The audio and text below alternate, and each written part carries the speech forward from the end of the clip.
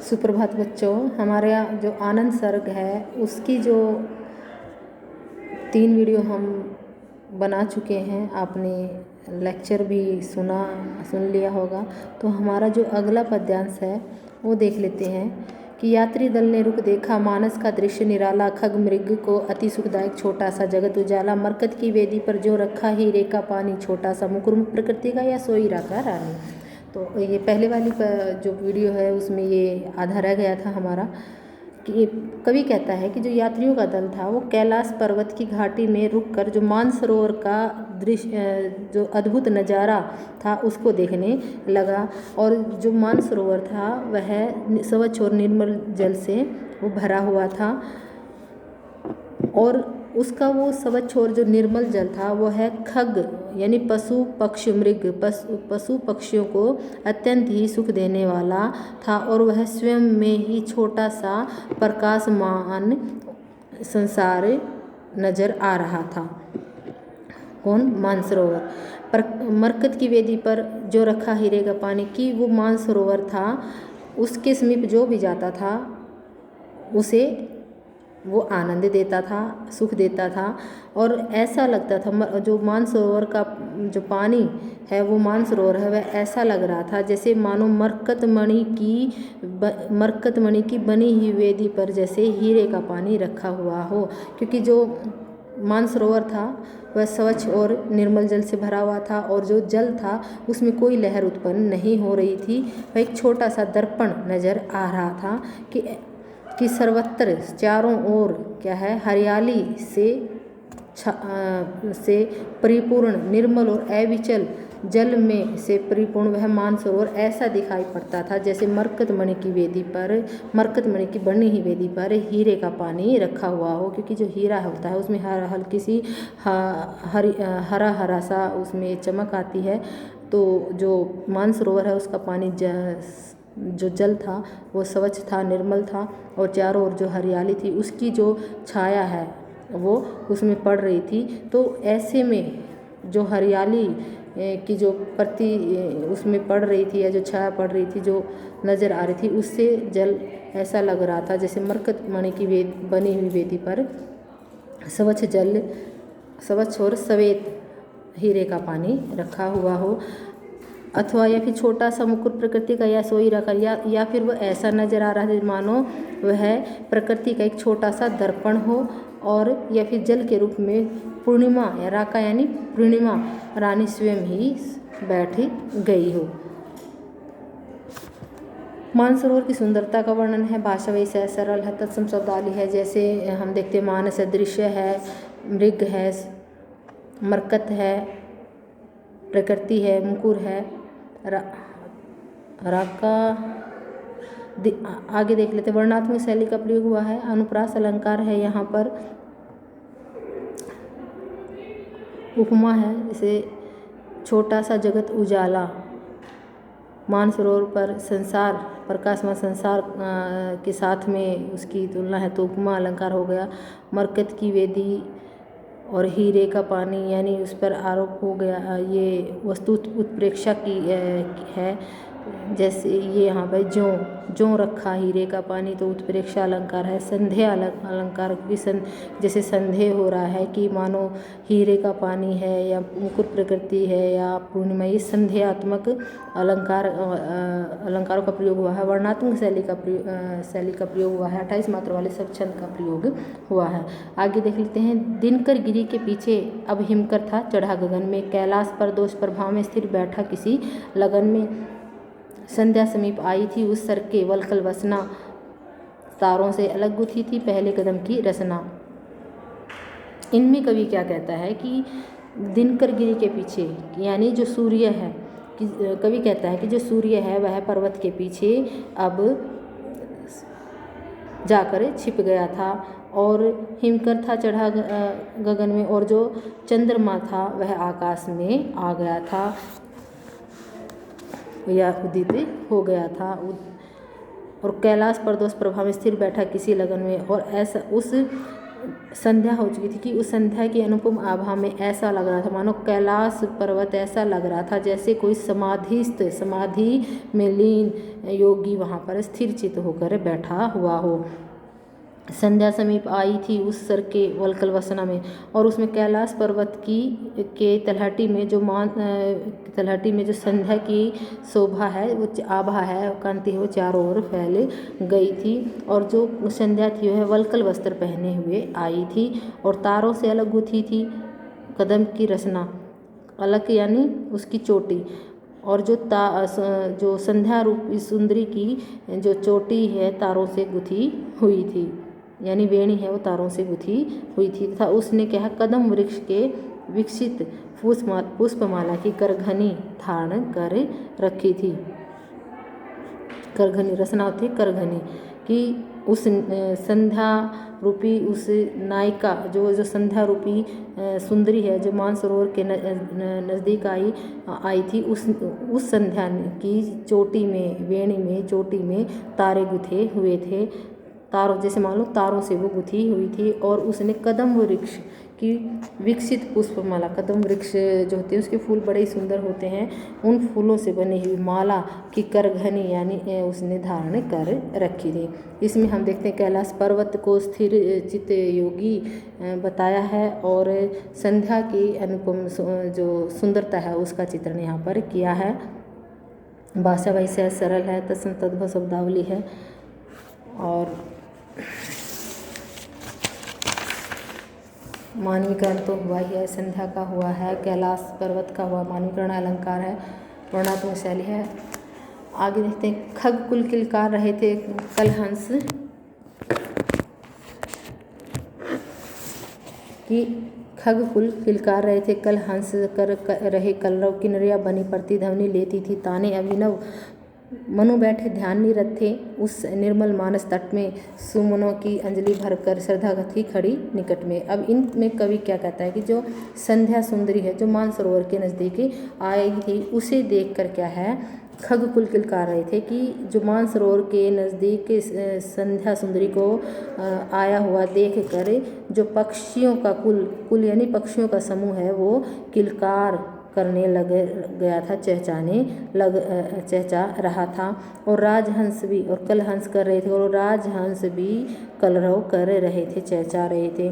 और किन्नरिया बनी प्रतिध्वनि लेती ताने अभिनव, और उसमें उस चहचाहट और जो कुंजन से जो गूंजन से गूंज की जो कलकल की ध्वनि थी वो जब पर्वत से टकराती थी तो उससे प्रतिध्वनि उत्पन्न होती थी। क्या होता है जब पर्वत में तलहटी में जब आवाज़ होती है, जब ध्वनि उत्पन्न होती है तो वो पर्वत से टकराती है और टकरा कर वो वापस आ जाती है।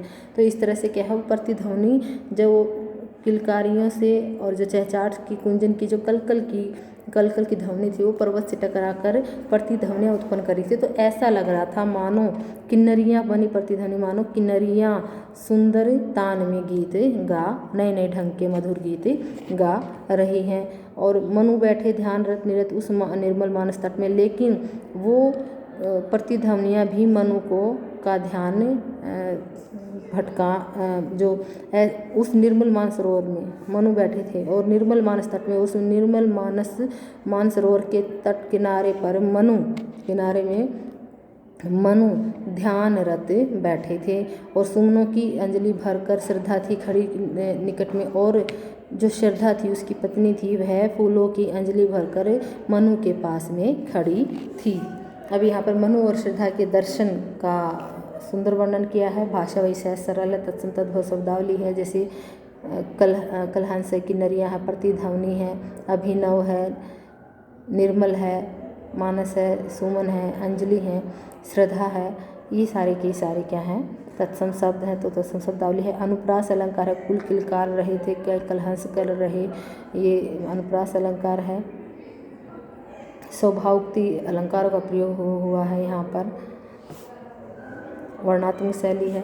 आगे देखिए श्रद्धा ने सुमन बिखेरा सतसत मुदकों का कुंजन की, जैसे ही श्रद्धा ने फूलों की अंजलि आकाश की ओर उछाली बिखेरी तो सैकड़ों भंवरों का गुंजन एक साथ, सैकड़ों भंवरे गुंजन करते हुए एक साथ ही आकाश में उड़कर मधुर ध्वनि करने लगे कि जैसे ही श्रद्धा ने फूलों को बिखेरा तो सैकड़ों भंवरों का समूह एक साथ आकाश में उड़कर गुंजन करने लगा और भर उठा मनोहर मनु तन में बैठे उन और पूरा आकाश मनोहर ध्वनि से भर गया। और यानी जो भंवरों की ध्वनि थी, मधुर ध्वनि थी, वो मन को प्रभावित करने वाली थी। लेकिन फिर भी मनु तन में बैठे थे लेकिन वो भंवरों की मधुर ध्वनि भी मनु के ध्यान को तनिक भी नहीं तोड़ सकी। मनु तन में होकर कि जो मनु थे वो क्या है, स्थिर चित होकर ध्यानरत बैठे रहे, तल्लीन रहे। और मनु पहचान लिया था सबने, फिर कैसे अब वे रुकते। सभी ने मनु और श्रद्धा को पहचान लिया था। वो मनु और श्रद्धा क्या दोनों ही तपस्या और ध्यान के आलोक में आलोकित हो रहे थे। और सब ने फिर कैसे अब रुकते कि सब ने उनको पहचान लिया था। और जो मनु है, श्रद्धा है, वो तपस्या और ध्यानरत होकर आलोकित हो के ध्यान के आलोक में आलोकित हो रहे थे। तो ऐसे में भला वे यात्री दल, वे सभी अपने आप को उनके सामने नतमस्तक होने से कैसे रोक सकते थे। वह देव द्वंद युद्धयुति में था, फिर क्यों न प्रणति में न चुकते कि वह देव द्वंद कि वह मनु और श्रद्धा का जो तपस्या और ध्यान के कारण जो आलोक उनके मुख पर दमक रहा था, तो उसके कारण से क्या है, जो यात्री दल हैं वो कैसे अपने आप को उनके सामने नतमस्तक होने से रोक सकते थे। यहाँ पर हम देखते हैं विशेष मनु और श्रद्धा के साथ क्या जो ईड़ा है, मानव है और शासित प्रदेश के निवासियों का जो मिलन है उसका यहाँ पर चित्रण किया है। तत्सम तद्भव शब्दावली है और प्रसाद माधुर्य गुण है ही इसमें। अनुप्रास अलंकार है, जैसे सत सत्य पुनरुक्ति प्रकाश अलंकार है, अनुप्रास अलंकार है। यहाँ पर देव द्वंद में द्युति में ये अनुप्रास अलंकार है। वर्णात्मक शैली है। आगे देख लेते हैं। तब वृषभ सोमवाही भी अपनी घंटा ध्वनि करता, बढ़ चिल्ला ईड़ा के पीछे मानव भी था डग भरता। हाँ, ईड़ा आज भूली थी पर क्षमा न चाह रही थी। वह दृश्य देखने को निज दृग युगल सराह रही थी। कवि क्या कहता है कि उस समय, कि जिस समय ये दृश्य था, जब सभी श्रद्धा मनु को प्रणाम कर रहे थे, उस समय सोमलताओं से ढका हुआ लदा हुआ वृषभ भी वहाँ पर आकर आ पहुँचा। और वह अपने गले में कि जब ये सब दृश्य उत्पन्न हुआ तो वहाँ पर उसी समय सोमलताओं से लदा हुआ धर्म का प्रतिनिधि बैल भी अपने गले में बंधी हुई घंटी, यानी अपने गले में बंधे हुए घंटे की ध्वनि करता हुआ वहां आ पहुंचा। और बढ़ चला ईड़ा के पीछे मानव भी था डग भरता। और वहां पर उत्साहपूर्वक जो मानव है वो भी आगे कदम बढ़ाता हुआ ईड़ा के पीछे पीछे आ गया। हाँ, ईड़ा आज भूली थी पर क्षमा न चाहती। और हाँ, यहाँ आकर ऐसा हुआ कि ईड़ा अपने पराई की भावना भूल गई, और लेकिन वह अपने पीछे किए हुए अपराधों की क्षमा नहीं चाहती, क्षमा मांगना नहीं चाहती थी। क्यों? क्योंकि वह दृश्य देखने को निज दृग सराह रही थी कि ऐसे में इस समय वह अपने पिछले अपराधों का विषय न छेड़कर वह उस दृश्य का आनंद लेना चाहती थी। क्योंकि वह दृश्य देखने के वह उस दृश्य को देखकर वह अपने आँखों को ही धन्यवाद कर रही थी, सराह रही थी। कि वह कह रही थी कि वह अपने अपराधों की क्षमा याचना नहीं करना चाहती थी। ईड़ा को मनु और जो श्रद्धा है उसके पारस्परिक प्रेम और त्याग और तपस्या ने अत्यंत ही तपस्या के स्वरूप का अवलोकन करने के लिए अपने ही नेत्रों को सराह रही थी। तो अगर हम यहाँ देखें विशेष मनु और श्रद्धा के अनुकरणीय जीवन को देखकर ईड़ा के चिंतन का कवि ने मनोवैज्ञानिक चित्रण किया है। तत्सम तद्भव शब्दावली है, जैसे वृषभ है, सोमवाही है, घंटा, प्रतिध्वनि, दृश्य, दृग, युगल, ये सारी तत्सम शब्दावली है। प्रसाद माधुर्य गुण है। अनुप्रास अलंकार है यहाँ पर।